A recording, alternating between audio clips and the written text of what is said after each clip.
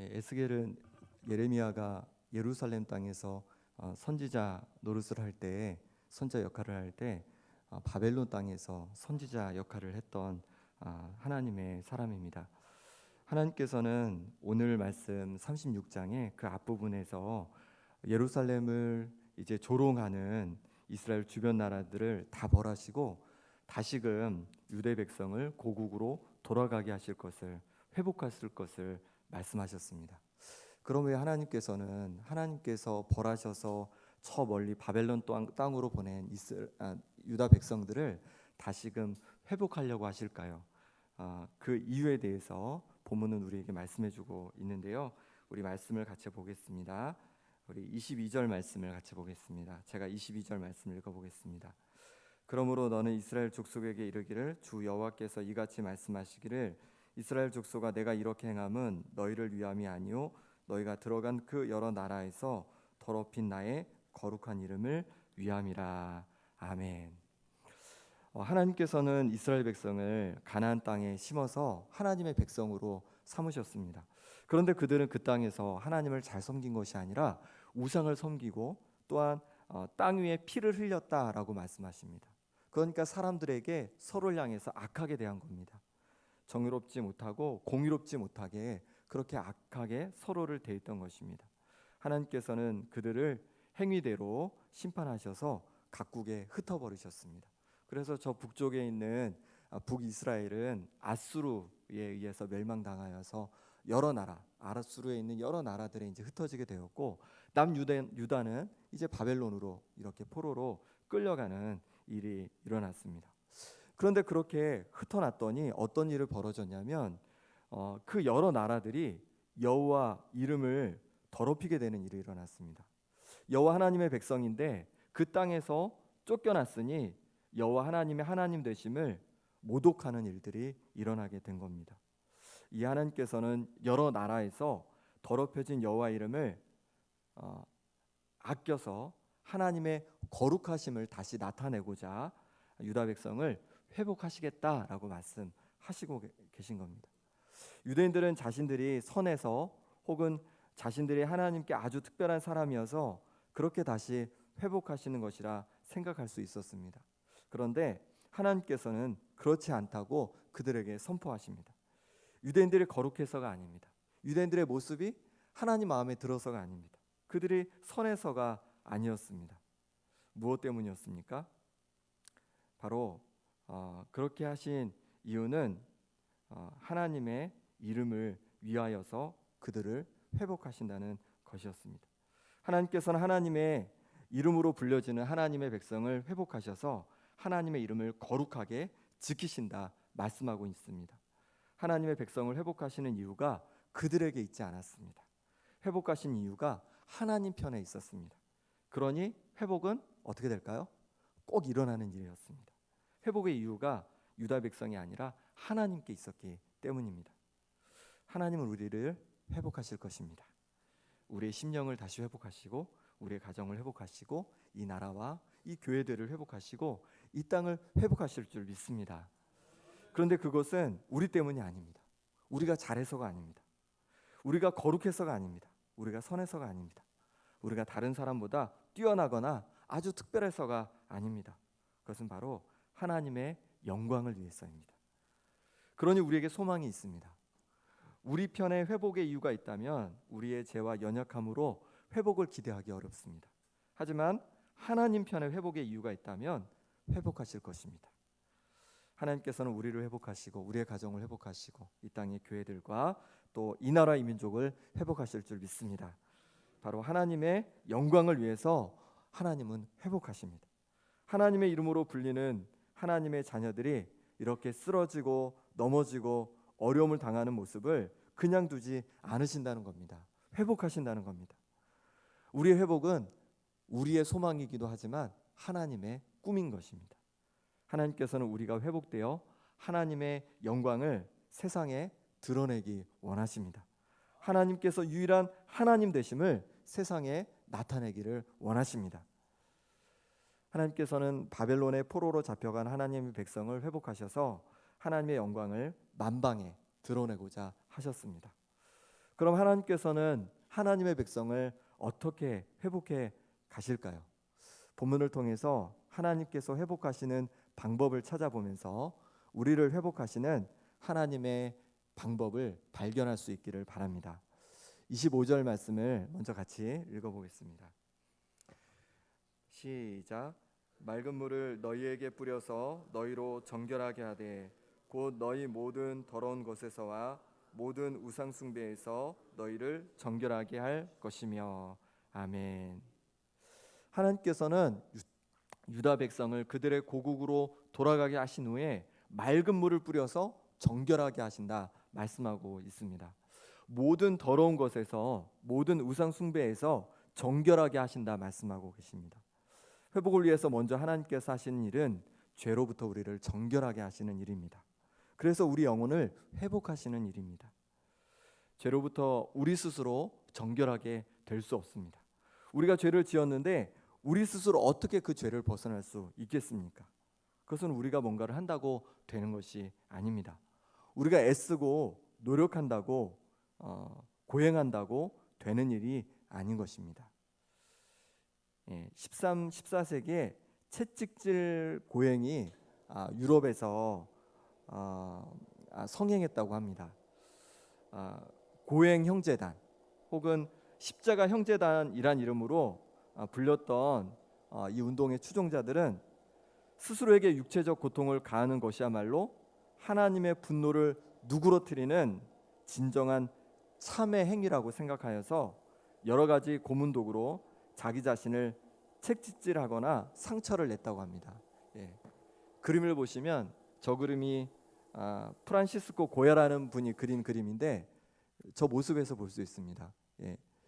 우통을 벗고 또 길거리를 다니면서 그렇게 자기 몸에 여러 가지 도구로 인해서 상처를 내고 피를 흘리면서 뭔가 하나님께 원하는 것을 기도하고 또 죄를 용서받기를 원했던 그 모습입니다. 이 운동은 특히 흑사병이 유럽을 휩쓸었던 1348년 49년에 독일에서 절정을 이루었는데 때로는 그 수가 수천 명이 되었다고 합니다. 채찍질 고행단, 이 십자가 고행단은 예수님의 생애를 1년을 하루로, 그러면 며칠이 될까요? 33년 정도라고 생각하니까 33일 반 동안 매일 다른 지역으로 옮겨 다니면서 하루 2번씩 땅바닥에 꿇어 앉아 자신의 죄를 회개하고 피를 흘릴 때까지 채찍질을 자기 몸에 가했다고 합니다. 어떻게 되었을까요? 흑사병이 바로 멈추고 회복되었을까요? 그렇지 않았습니다. 채찍질 고행이 그들의 죄를 사하는 것이 아니었습니다. 그들의 회복을 돕는 것이 아니었습니다. 이 채찍질 고행이 걷잡을 수 없이 확산되어 갔습니다. 왜냐하면 흑사병으로 수많은 사람들이 죽어가니까 어떻게라도 자신의 몸을 학대해서라도 그것을 그치고 싶었던 그런 마음에 채찍질을 가했는데 그것이 전혀 도움이 안 됐습니다. 그래서 교황은 채찍질을 금하였고 그래도 자꾸만 확산되자 채찍질 고행이 이단과 연계되었다고 선언하게 이르렀다고 합니다. 우리 회복을 위해서 우리 스스로 고행한다고 회복이 되겠습니까? 그렇지 않습니다. 우리의 죄를 해결하고자 우리가 아무리 애쓴다 해서 그것이 해결되는 것이 아닙니다. 우리 자신과 우리 가정의 회복, 이 땅의 교회들의 회복, 이 나라와 민족의 회복을 위해서 고행이 그 해결책이 될 수 없습니다. 뭔가 나를 힘들게 하고 또 아프게 한다고 해서 죄로부터 벗어나는 것이 아닙니다. 오직 하나님께로부터 부어지는 맑은 물이 우리를 깨끗하게 씻는 것인 줄 믿습니다. 그렇다면 하나님의 맑은 물은 어떻게 우리에게 부어질까요? 바로 십자가입니다. 하나님께서 우리 죄를 대신하여 지신 십자가가 우리에게 부어지는 맑은 물입니다. 그 십자가에서 흘리신 보혈이 우리에게 부어지는 맑은 물입니다. 예수님의 그 십자가를 의지하며 나갈 때 우리의 죄가 씻음받고 회복되기 시작하는 것입니다. 이 시간 우리의 회복을 위하여 다시금 십자가 앞에 나아가기를 원합니다. 나의 죄를 돌아보고 내 가정의 죄, 이 땅의 교회들의 죄, 이 나라와 민족의 죄를 품고 제사장의 마음으로 십자가 앞에 나아갈 때, 십자가를 의지하며 나아갈 때 십자가 보혈의 그 맑은 물이 우리에게 부어져서 우리의 심령이 정결하게 되고 우리의 가정이 정결하게 되고 이 땅이 정결하게 씻겨져서 다시금 회복되어 갈 줄 믿습니다. 하나님께서는 맑은 물을 부어 하나님의 백성을 씻은 후에 이제 또 하나의 약속을 하시는데 26절입니다. 같이 한번 읽어보겠습니다. 또 새 영을 너희 속에 두고 새 마음을 너희에게 주되 너희 육신에서 굳은 마음을 제거하고 부드러운 마음을 줄 것이며 아멘. 성령을 부어주셔서 마음을 이제 회복하시겠다 약속하셨습니다. 하나님께서는 우리의 삶을 회복하시기 이전에 먼저 우리의 마음을 회복하기를 원하십니다. 마음이 얼마나 중요한지를 알고 계시기 때문입니다. 우리의 몸에 있어서 눈이 굉장히 중요합니다. 눈이 좋지 않으면 몸 전체가 잘못된 길로 갈 수 있고 또 위험해질 수 있기 때문에 그렇습니다. 우리 영혼의 눈과 같은 존재가 바로 우리의 마음입니다. 우리의 마음이 바로 서지 않으면 우리 영혼이 방향을 잃고 갈팡질팡합니다. 우리의 마음이 바로 서면 또한 우리 영혼의 평안을 얻게 됩니다. 우리가 어떤 마음을 갖고 있느냐에 따라서 우리의 인생이 완전히 다른 인생으로 바뀌어 가는 것을 보게 됩니다. 하나님께서는 그래서 회복을 위해 우리의 마음을 바꿔주고자 하십니다. 어떻게 바꾸십니까? 바로 성령님을 통해서 우리 마음을 바꾸십니다. 성령님께서 굳은 우리의 마음을 제거하고 우리에게 부드러운 마음을 주신다. 오늘 말씀하고 계십니다. 성령이 우리 가운데 부어지기를 함께 기도할 수 있기를 바랍니다. 그럴 때 우리의 마음이 새롭게 되는 역사가 일어납니다. 성령이 우리 자녀들에게 임하기를 기도하시기 바랍니다. 성령이 우리의 가정에, 우리 교회에, 한국교회, 이 나라 이민족 가운데 부어질 때 놀라운 회복의 역사가 일어날 줄 믿습니다. 우리의 마음이 그럴 때 회복되어지고 우리 마음이 새로워지고 딱딱하고 거친 굳은 마음이 부드러운 마음, 용납하는 마음, 사랑의 마음으로 바뀌어갈 줄 믿습니다. 김두현 씨가 성령이 오셨네라는 곡을 이렇게 만들었는데요. 어떻게 이 곡을 만들었는지 이야기를 듣게 되었습니다. 2006년 봄에 성령님에 대한 그 지인을 통해서 성령님을 만난 이야기를 듣고 그런 갈망이 막 생겼다고 합니다. 그래서 성령에 관련된 서적도 있고 그러다가 요한복음 14장 말씀이 마음에 너무 와닿답니다. 거기에 보면 고와 같이 너희를 버려두지 않겠다. 그리고 성령을 보내주시겠다. 이런 약속의 말씀인데 마치 풍경처럼 그 말씀이 이렇게 펼쳐졌다고 합니다. 제자들 앞에서 만찬을 버려놓으시고 얘기하셨던 장면들, 그러면서 예수님께서 고와 같이 너희를 버려두지 않고 내가 너희를 위해서 성령을 보내주겠다. 그 말씀하셨던 장면이 아주 생생하게 그려졌다고 합니다. 김도현 씨는 예수님을 직접 제자들처럼 만나지는 못했지만 나를 고아처럼 예수님께서 버려두신 것이 아니라 성령을 주셨음을 깨닫게 되었다고 합니다. 성령님이 나와 함께하고 하신다는 것을 느꼈다고 합니다. 그동안 성령에 대한 오해했던 것을 기도로 말씀드리자 눈물이 하염없이 흘러내리게 되었고 그 마음이 다시금 회복되는 것을 맛보게 되었다고 합니다. 그리고 바로 이 성령이 오셨네 찬양을 만들게 되었습니다. 자신처럼 열정이 다 사그러지고 허무한 사람들에게 성령께서 찾아오셔서 삶을 바꾸고 그대로 가사 그대로 하나님 꿈꾸는 나라 되면 좋겠다는 그 마음으로 만들었다고 합니다. 그 가사를 읽어보면요, 제가 한번 읽어보겠습니다. 험한 시절 지날 때 깊은 한숨 내쉴 때 그런 풍경 보시며 탄식하는 분이네. 고와 같이 너희를 버려두지 않으리. 내가 너희와 영원히 함께하리라. 2절입니다. 억눌린 자 갇힌 자 자유함이 없는 자 피난처가 되시는 성령님 계시네. 주의 영이 계신 곳에 참 자유가 있다네. 진리의 영이신 성령이 오셨네. 성령께서 우리를 회복하실 줄 믿습니다. 우리를 하나님께서는 고아처럼 내버려 두신 것이 아닙니다.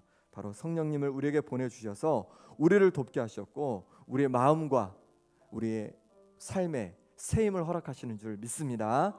이 시간 우리 함께 찬양해 보겠습니다.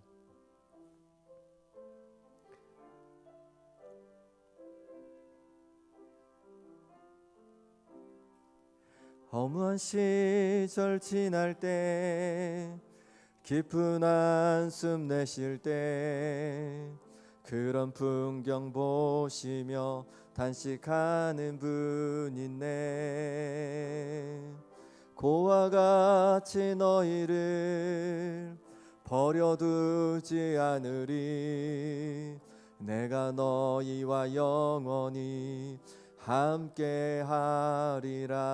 억눌린 자 갇힌 자, 억눌린 자 갇힌 자, 자유함이 없는 자, 피난처가 되시는 성령님 계시네. 주의 영이 계신 곳에 잠자유가 있다네. 진리의 영이신 성령이 오셨네. 성령이 오셨네. 성령이 오셨네. 성령이 오셨네. 내 주에 보내신 성령이 오셨네. 우리 인생 가운데 친히 찾아오셔서 그 나라 꿈꾸게 하시네. 아멘. 성령이 오신 줄 믿습니다. 내 가운데도 성령이 오신 줄 믿습니다. 하나님께서는 우리를 혼자 내버려 두신 것이 아니라 바로 성령님을 보내셔서 우리를 도우시고 우리를 회복해 가시는 줄 믿습니다. 이 시간 우리 함께 같이 기도하겠습니다. 하나님 아버지, 우리보다 더 우리가 회복되어지길 원하시는 하나님 아버지, 낙심하고 절망 속에 있는 우리의 마음을 긍휼히 여겨 주옵소서.